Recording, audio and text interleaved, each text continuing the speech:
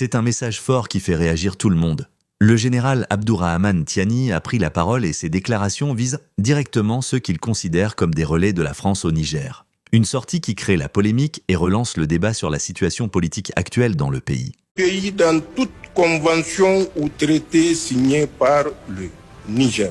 L'inviolabilité des biens publics pour ainsi rendre sacré ce qui nous appartient à nous tous. Le caractère imprescriptible du crime de haute trahison. La consécration de certaines de nos valeurs socio-culturelles et traditionnelles.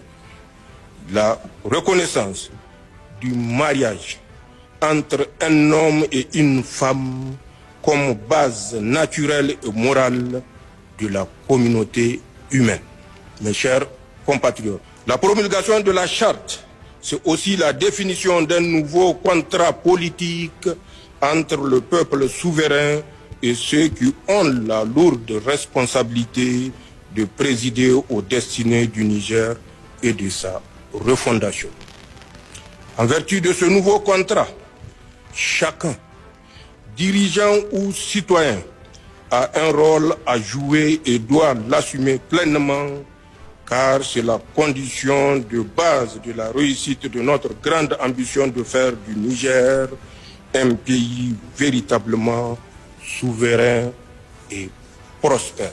La responsabilité des citoyens nigériens est de rester unis, solidaires, résilients et résolument engagés pour soutenir les politiques publiques et la défense de notre chère patrie.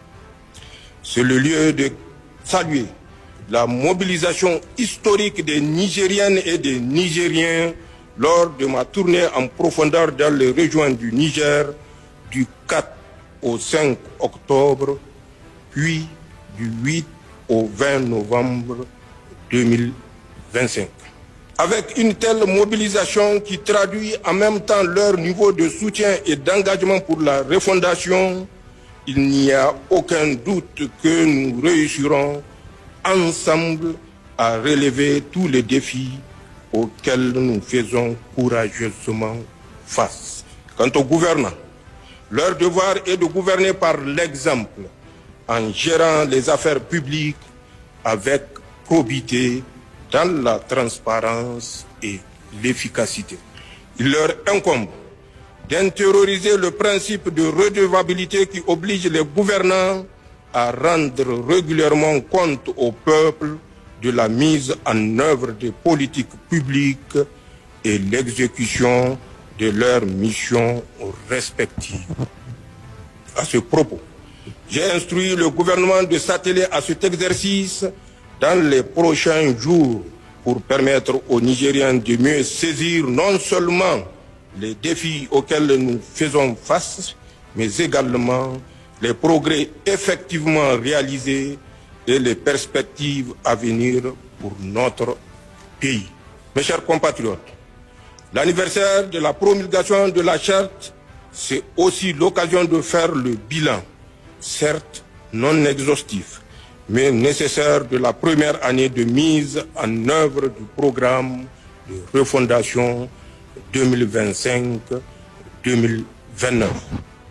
J'aimerais à ce propos évoquer quelques grandes réalisations que nous avons accomplies et qui vont impacter la vie des Nigériens à court et moyen terme. Ces décisions et mesures sont inédites de par leur portée et leur sens profond.